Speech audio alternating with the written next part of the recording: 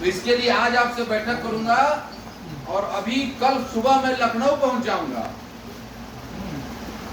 मैं प्रमुख सचिव से मिलूंगा, मैं मंत्री से मिलूंगा और उनको ये बात समझाने का प्रयास करूंगा कि आपका निर्णय जो है शोषण का रास्ता प्रशस्त कर रहा है।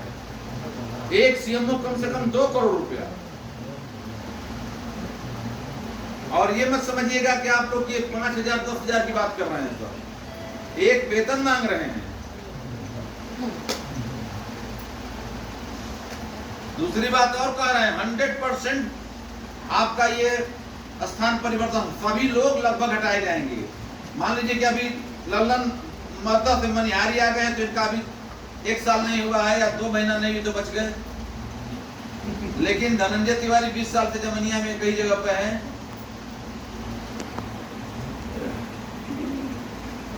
तो धनंजय तिवारी पर तो शिकंजा आ गया। चलिए धनंजय तिवारी प्रदेश अध्यक्ष इनका नहीं आया, त्रिभुवन चौरसिया पे आ गया। इसी तरह बहुत सारे साथी हैं जिनके ऊपर ये चीज आ गई, तो हमारे पे नहीं आई इसका मतलब किसी पे नहीं आई। भाई लॉ के हिसाब से हमारे पे नहीं आई, तो हमारे पे नहीं आई तो किसी पे नहीं आई। हमारे पे नहीं आई, फिर भी जितना मैं चिंतित हूं, मैं जितना जग रहा हूं इस मुद्दे पर, एक बहुत मजबूत सरकार के खिलाफ लड़ने की तैयारी बना दी हमने। तो पहला काम हमारा यह है कि हम इसको रोक सकें। नहीं रोकेंगे तो क्या होगा? 100% जब क्षेत्र बदल दिए जाएंगे, मान लीजिए हम लोगों ने कोई मैनेजमेंट नहीं किया, हम कोई संघर्ष नहीं किए और 100% क्षेत्र बदल गया, तो कोई कितना दम लगा लेगा, उसका संशोधन नहीं होगा। बाबुओं का एक बार ट्रांसफर हुआ और तमाम जोर लगा दिए, लोग रुपया लेके बोरा में पहुंच गए। मैंने कितने बाबुओं को देखा जो 1,00,000 2 लाख रुपया दे दिए, ना ट्रांसफर रुका ना पैसे मिला। तो पहला काम तो है कि हम इसको रोक पाए। सीएमओ को कल आप लोग एक ज्ञापन जाकर के 10-15 आदमी दे दीजिएगा और उनसे निवेदन करिएगा कि महोदय इसको आप तत्काल प्रमुख सचिव को भेज दें। ऐसे ही मेरी योजना है कि हर जिले से चिट्ठियां प्रमुख सचिव के यहाँ पहुंच जाएं, हर जिले से चिट्ठियां मंत्री जी के यहाँ पहुंच जाएं, हर जिले से चिट्ठियां हमारे विभागाध्यक्ष के पास पहुंच जाए, तब हम अपना निवेदन लेकर पहुंचे। इसके लिए हम कल पहुंच जाएंगे। तो अगर वहां से हम रोकने में कामयाब हो गए तब तो बहुत अच्छी बात, नहीं तो स्थानांतरण सूची जारी होने से पहले 2 काम हो सकते। पहला काम तो ये होगा कि सबको स्वतंत्र किया जाए, संबंधित बाबू से जाके आदमी मिले और लेन देन करे, क्योंकि सर काटने का आदेश सरकार ने दिया है तो बाल तो कटाना पड़ेगा अगर हम नहीं रोक पाए। दूसरी स्थिति ये है, तो एक बार जब एरियर मिल रहा था तो किसी बाबू ने हमारे एक कर्मचारी से सुभाकरपुर में 10% ले लिया। तो हमने कहा तुमने 10% ले लिया उससे, तो कहा कि अरे हुजूर आपके होने से हम बाल काटते हैं, आप न रहे तो हम कमर तक काटते हैं। संगठन बाप के होने का पता बेटे को नहीं चलता और वो धीरे धीरे बड़ा हो जाता है, खा पी के बाइक से चल करके उसको बाप के होने का अंदाजा नहीं होता। बाप के होने का अंदाजा तब होता है जब बाप नहीं रहता। संगठन के होने का अंदाजा आप लोगों को नहीं है, या हमारे जनपद में लो, लेकिन मैंने देखा है छोटे छोटे काम के लोग विधायकों के यहाँ दौड़ते थे और बड़े बड़े काम हमारे संगठन ने अपने हैसियत से करा दिया।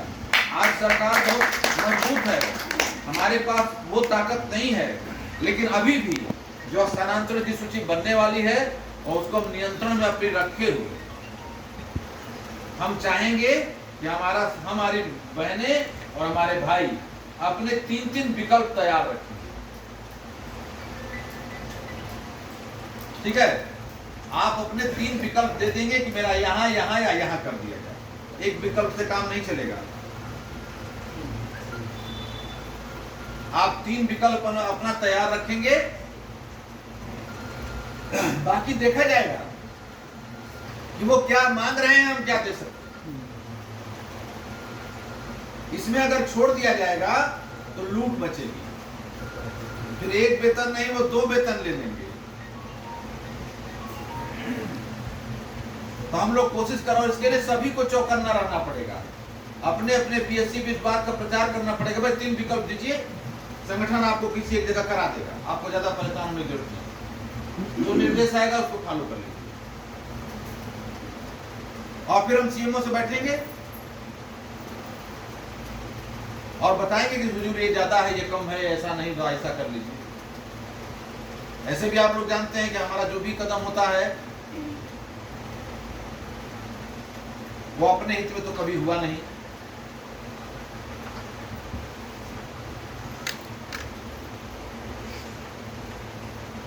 तो ऐसा कोई कदम नहीं होगा जो हमारे हित में हो जाए।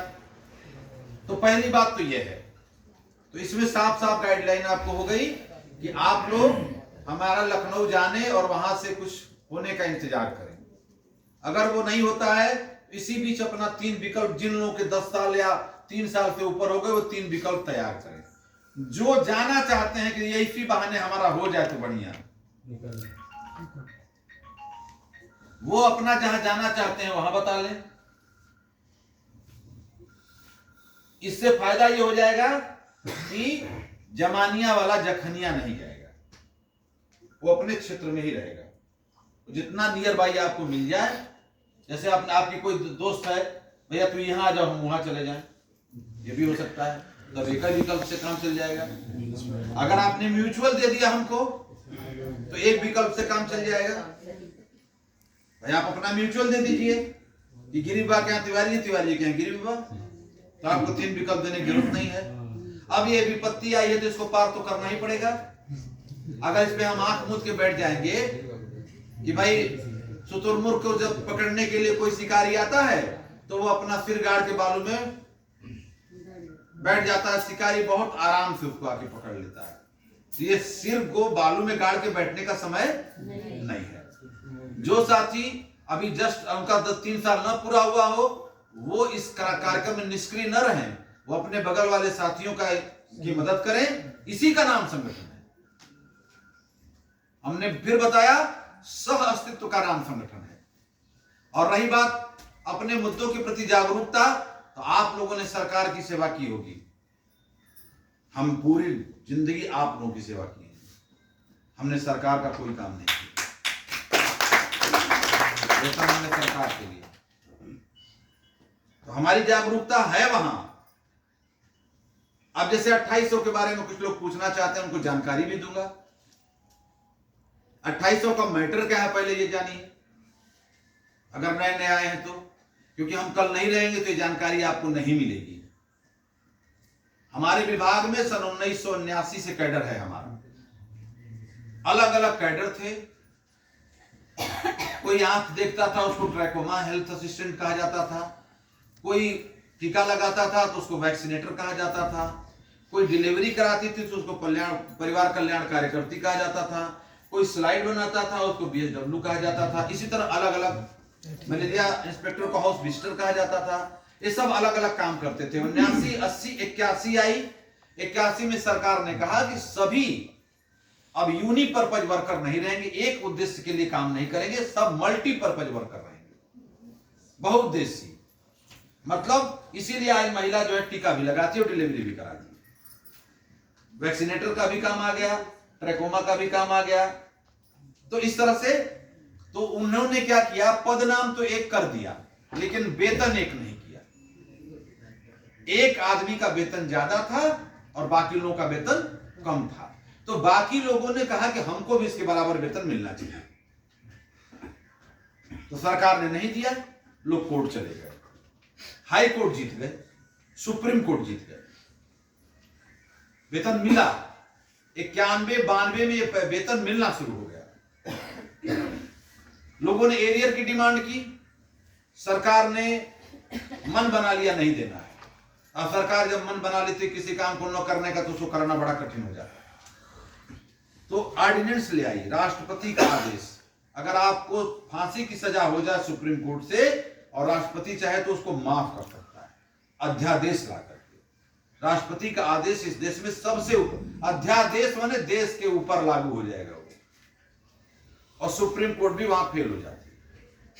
तो सुप्रीम कोर्ट ने कहा दे दिया जाए, 90, 91, 92, 93 तक मिला, 94 में 94 मिला, 95 में एक ऑर्डिनेंस आ गया कि नहीं नहीं नहीं, जिसको जो वेतन मिल रहा था वही मिलेगा, जिसको ज्यादा मिल रहा था ज्यादा मिलेगा, जिसको कम मिल रहा था कम मिलेगा। मतलब ज्यादा कम का मतलब यह था कि एक सुपरवाइजर आ गया था, वर्कर बन गया था, तो वर्कर सुपरवाइजर का वेतन मांगने लगा था, तो उसने कहा नहीं, वर्कर का वेतन वर्कर का रहेगा, सुपरवाइजर का सुपरवाइजर का रहेगा। और इस प्रकार ऑर्डिनेंस जब आया तो रिकवरी शुरू हो गई, जो ये लोग वेतन पाए थे। रिकवरी को रोकने के लिए लोग कोर्ट गए, कोर्ट में रिकवरी तो रुक गई, लेकिन मुकदमा चला, ऑर्डिनेंस चैलेंज हुआ, तो कोर्ट ने 2010 में फैसला दे दिया, ये writ has been partly allowed, ये आपको आधा न्याय दे दिया गया।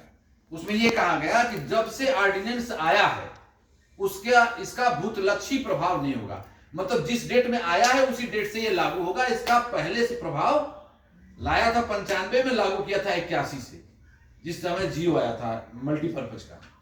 तो कोर्ट ने कहा नहीं, इसका भूतलक्षी प्रभाव नहीं होगा, तो 81-82 तक के लोगों को तो वेतन मिला कोर्ट के आर्डर से। अब देखिए कई कैडर में कई काम चल रहा है, एक 81 और 82 तक के लोगों को कोर्ट के आर्डर से मिल गया, ये 81-82 में लागू नहीं होगा, ये 95 से लागू होगा। तो विभाग ने नियम निकाल दिया कि जिसका 95 में 14 या 16 पूरा होगा, 81-83 वाले को लाइए तो 14-16 नहीं पूरा होता है, तो 83 अनवर्ड बच गए। हम थे 99 में और हमारे साथी जो संघर्ष के थे। आप युवा हैं, आप दौड़ के आए, बहुत बड़ा काम नहीं किया आपने, लेकिन रिजवान की कमर में बेल्ट लगा हुआ है, धनंजय तिवारी की कोई स्पेंडिलाइटिस है, बहुत साथी इस एज में गुजर रहे हैं कि इनको बहुत, आप जितना दौड़ देंगे, आप जितना चल देंगे, अब मैं उतना नहीं चल सकता, मैं आपको दौड़ने के लिए रास्ता बता सकता हूँ कैसे दौड़िए। अब आप कहेंगे कि बुढ़वा दौड़ नहीं रहा है, बहुत हरामी है, ये आपकी सोच का अंतर है, इसको ठीक करिए। हमारे समर्पण में, हमारे सेवा में, हमारे भाव में कोई कमी नहीं है। हमारे और आपके बीच जहाँ झगड़ा आएगा, मैं लल्लन भाई को धन्यवाद देना चाहूंगा कि उन्होंने मैदान छोड़ दिया। मैं उदाहरण देना चाहूंगा आप लोगों को, एक बार प्रमोशन हुआ और सारे लोगों की जगह की प्रॉब्लम आई, उसमें दीनानाथ कुशवाहा और एक कार्यकर्ता में जगह देने की बात आई। अगर हम लोग चाहते तो उस कार्यकर्ता को जगह न देके दीनानाथ कुशवाहा को जगह दे देते, लेकिन उस कार्यकर्ता को जगह दिया गया और दीनानाथ जाके जमनिया में ज्वाइन किए और आज भी जमनिया आते जाते। तो हमारे सेवा समर्पण में कोई कमी नहीं है। हम आपसे लड़ने के लिए नहीं पैदा, हम आपको नीचा दिखाने के लिए नहीं पैदा, हम आपको दबाने के लिए नहीं पैदा, हम आपका जितना सहयोग कर सकते हैं उससे ज्यादा करने की कोशिश करेंगे। इसको आपको समझना होगा। और कोई भी युवा पीढ़ी अपने आगे की पीढ़ी की बुराई करके बहुत आगे नहीं जा सकती। और अपने पुराने साथियों से भी कहूंगा कि आप अपने नए साथियों को नया पुराना ना करिए, उनको एक वो प्यार दीजिए जिसका वो महसूस करें। इसी का नाम संगठन है। अगर हमारे दो साथियों के बीच कोई आपसी बात आ गई तो हमने संगठन को वहां नहीं डाला, हमने कोशिश किया कि उन चीजों को मैनेज करके हम उसमें से ऐसा रास्ता निकालें कि समस्या न बढ़े। अगर हम आपस में लड़ेंगे तो हम कर्मचारी हैं, हम अधिकारी नहीं हैं, हम बाबू नहीं हैं, हम जंगल में मेमना हैं, हम शेर नहीं, हम लकड़बग्गा नहीं हैं, हमारा शिकार हो जाएगा।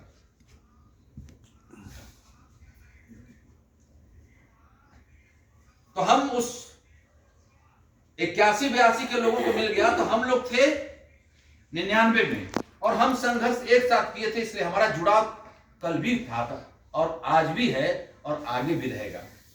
जितना जुड़ाव हमारा इनसे रहेगा, वो जब तक आप हमारे संघर्ष में साथ नहीं उतरेंगे, वो जुड़ाव ना आपका हमसे हो पाएगा ना हमारा आपसे हो पाएगा।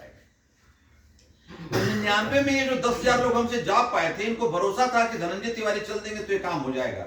आज भी इनको भरोसा है कि मैं चल दूंगा तो 2800 हो जाएगा, आपको हो चाहे ना हो।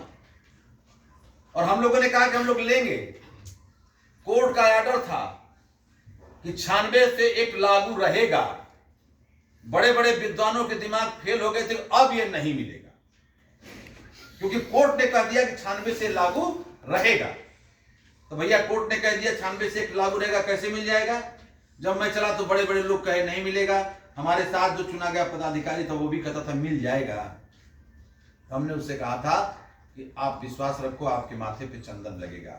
लेकिन उस समय घटना भी घटी जब मैंने आह्वान किया कि पर डिस्ट्रिक्ट हमको 50 लाख रुपया दे दे।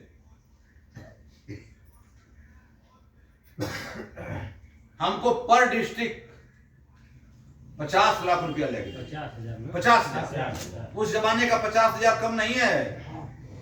आप आज 22 में बैठे हैं, ये घटना 2010 की है। 50,000 को क्या कैलकुलेट करेंगे इस समय?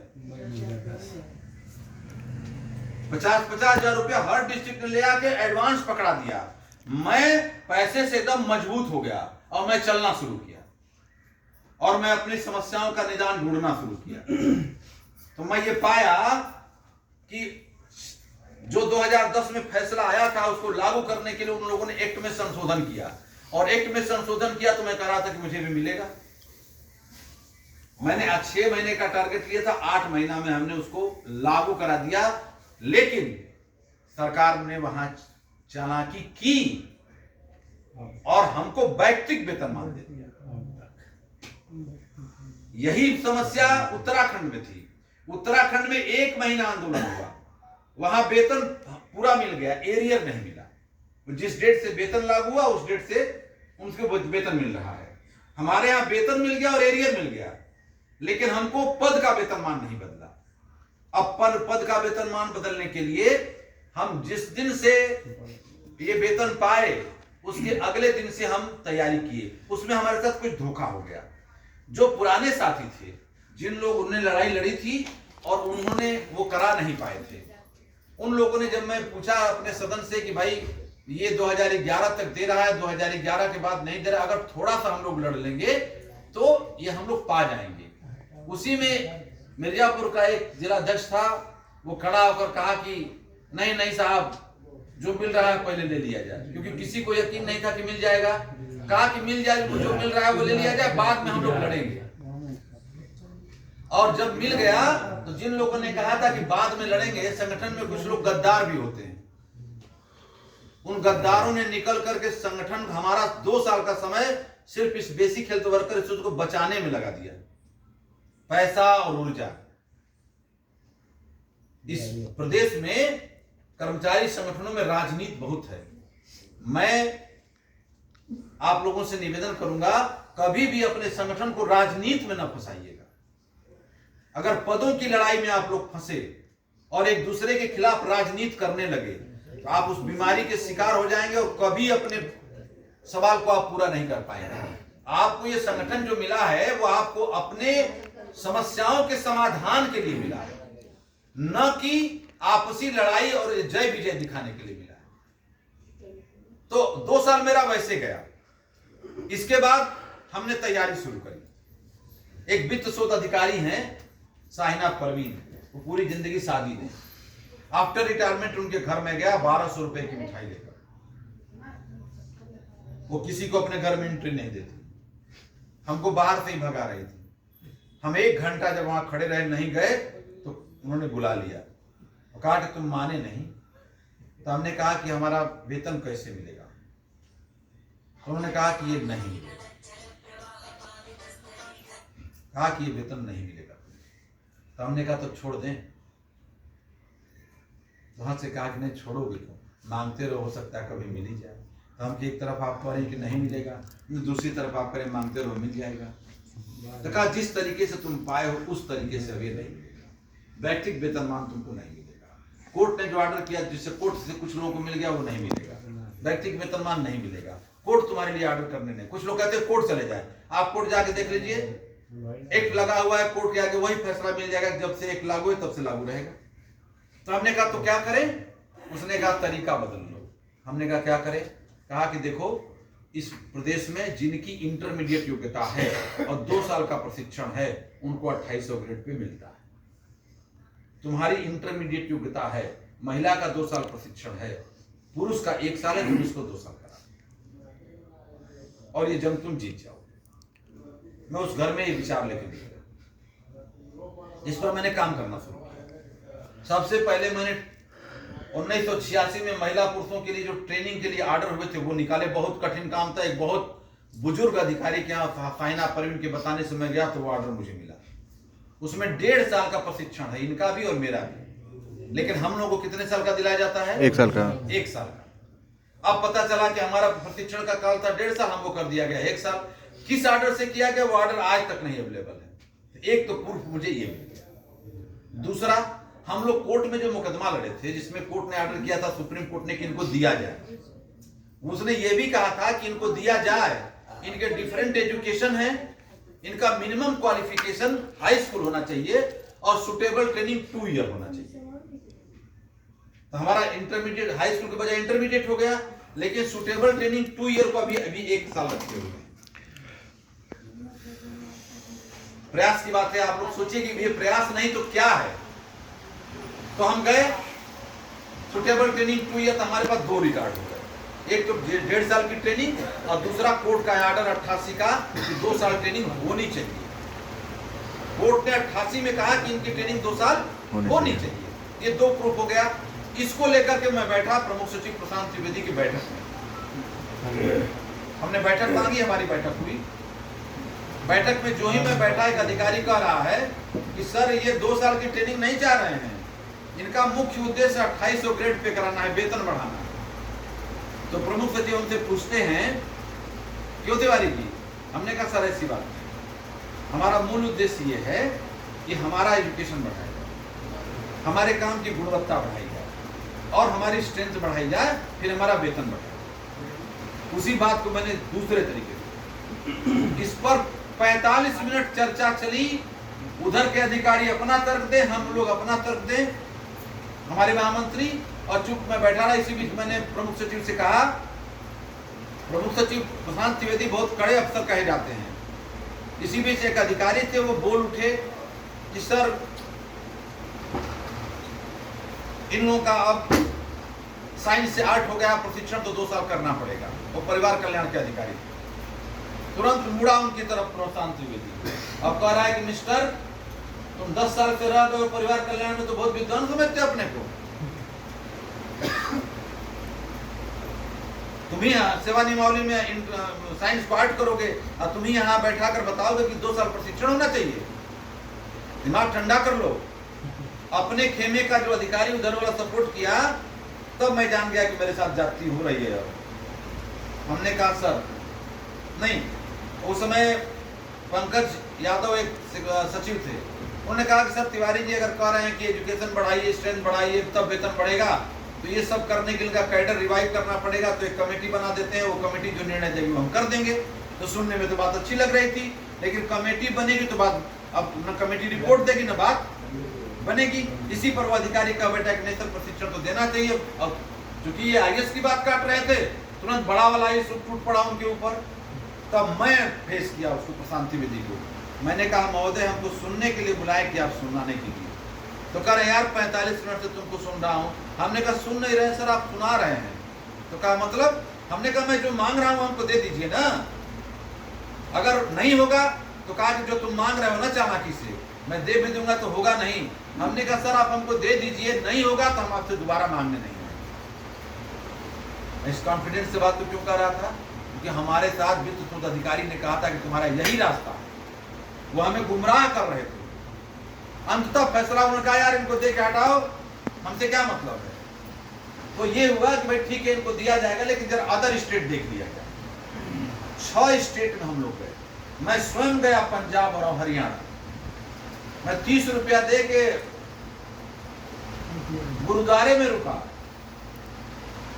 मैं आज भी संगठन के लिए जनपदों में जाता हूं तो होटल में रुकने वाला नेता नहीं हूं, मैं किसी के घर रुकता हूं।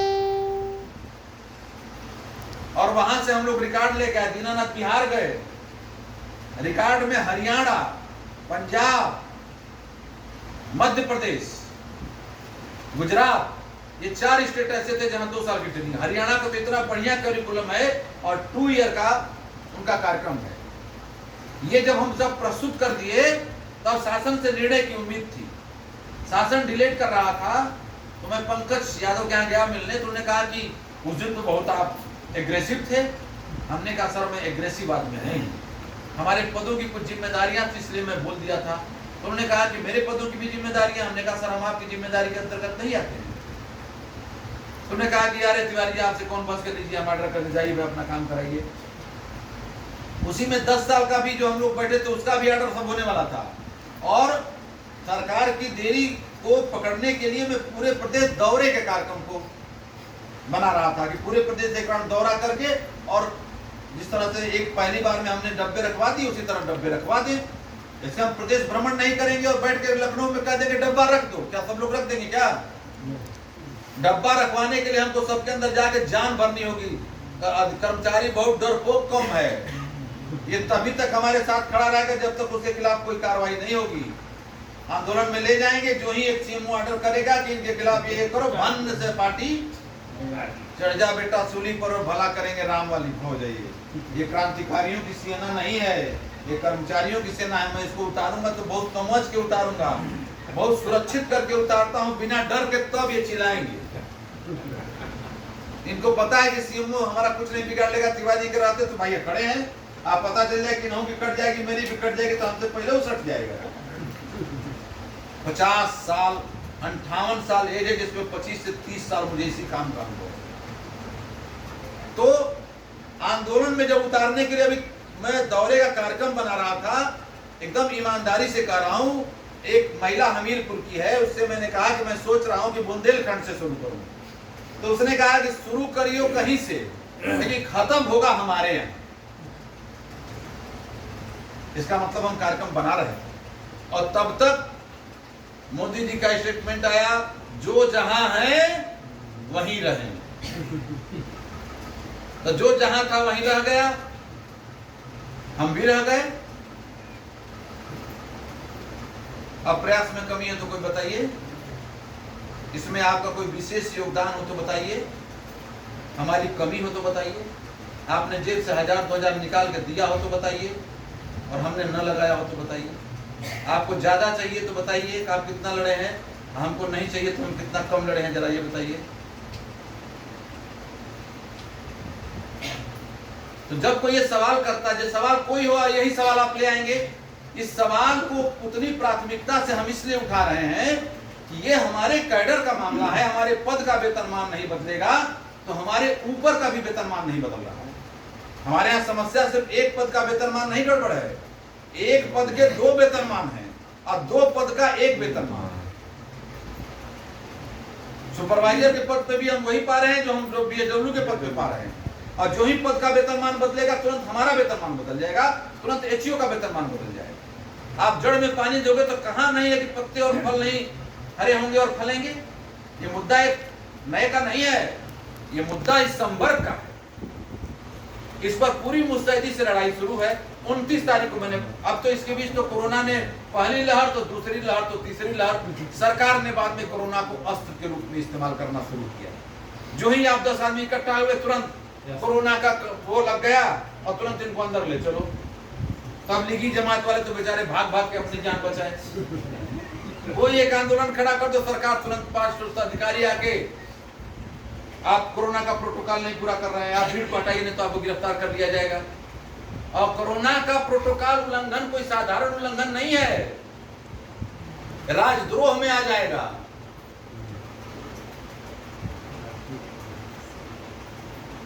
कौन तो अधिनियम है ये? महामारी अधिनियम है ये।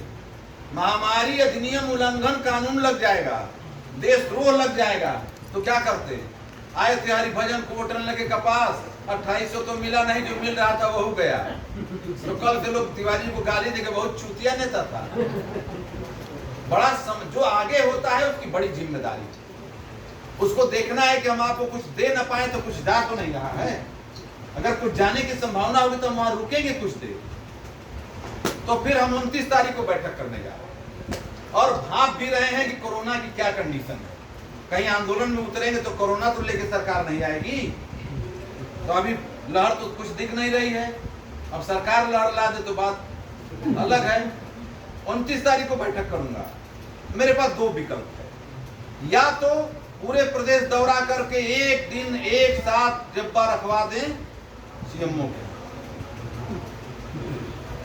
तो वो बसपा की कमजोर सरकार थी या मजबूत थी मैं नहीं जानता, लेकिन उसके सामने जब जाता था कि कमजोर सेक्शन का मामला है बहन जी, वीकर सेक्शन का मामला है, कर्मचारियों का मामला है, अच्छा ठीक है ले आओ। यहाँ तो ज्यों बाबा के सामने जाएगा, कर्मचारी आंदोलन किए धनंजय तिवारी, घर का पता लगाओ। लेकिन एक बात बहुत ईमानदारी से कह रहा हूं आपसे, धनंजय तिवारी पर आय से अधिक संपत्ति का एप्लीकेशन 1-2 बार नहीं पड़ा। बाबा कुछ पाएंगे नहीं, मुझे इस बात का भय नहीं है। मैं प्रदेश का अध्यक्ष हूं, लेकिन आज तक हमारे पास एक कार नहीं है, तो हमारी तुच्छता का कहीं न कहीं प्रमाण है। मेरे पास अगर घर है तो मेरे पास 40 लाख का लोन, हर महीने मेरी किस्त कट रही है। इसका नहीं भय है। मैं देखूंगा कि मैं आंदोलन में उतार करके क्या पाता हूं, और अगर ये मुझे नहीं लगेगा तो मैं इस मुद्दे को न्यायालय ले जाऊंगा। क्योंकि 2 साल की ट्रेनिंग के लिए हमारे पास ग्राउंड नंबर 1 1.5 साल का प्रशिक्षण, ग्राउंड नंबर 2 88 में कोर्ट का order 2 year suitable training, ground number 3 कि अदर स्टेट में 2 साल का करिकुलम है, तो फिर हमारे यहाँ और इस पर हम मुकदमा करा करके ऑर्डर ले आएंगे और आपको 2800 दिलाएंगे। इसमें कोई दो राय नहीं है, कोई दो राय नहीं है। 500 रुपया दे करके मैं 5 लाख देता हूं, हो सकता है आपसे एको पैसा न लूं और आपको 2800 दे दूं। हमारी सभा दीनानाथ के साथ मैं ट्रेनिंग में आया हूं आज से 25 साल पहले। हमको आप गाली दे सकते हैं, लेकिन दीनानाथ गाली नहीं दे पाते हैं, क्योंकि दीनानाथ ने हमको देखा है, दीनानाथ ने हमको जिया है। प्रदेश का अध्यक्ष हूँ, घर में एक बढ़िया सोफा नहीं है मेरे। हमारे घर कोई आता है तो 4 कुर्सी मिलती है, बनावटी नहीं है। मेरे घर में भी लड़के पेरते हैं पापा सोफा, पापा सोफा। अभी हमारी लड़की पेर रही थी पापा एसी, ना एसी हो पाता है ना सोफा हो पा रहा है, क्योंकि किस्त तो कट रही है ना, 4 बच्चे पढ़ रहे हैं। तो जितनी, और पूरे प्रदेश में वाहिद संगठन है जिसके पास 2 गुट नहीं तो अधिकांश एलटी में 2 गुट, एलए में 2 गुट, फलनवा में 2 गुट, बाबू समर में 2 गुट, परिषद में 4 गुट, बाबू में 2 गुट, बाबू में 2। बाबू का तो संगठन जा रहा है। हाँ। तो पहला काम है नाव बचाना, और कहीं कोई ऐसी एक्टिविटी नहीं करी जिससे आपके संगठन को कोई नुकसान हो जाए। खुद को नुकसान हो जाए चलेगा, लेकिन अगर नाव बची रहेगी तो कल हम भी पार हो जाएंगे। लेकिन नाव डूब जाएगी तो कहां जाएंगे? और आज हम हैं समझाने के लिए, कल हम नहीं होंगे, कल हमारी यादें होंगी। हो सकता है जो आज हम बताए होंगे, कल आप उसको याद करके फिर अपनी जगह पर आ जाएं।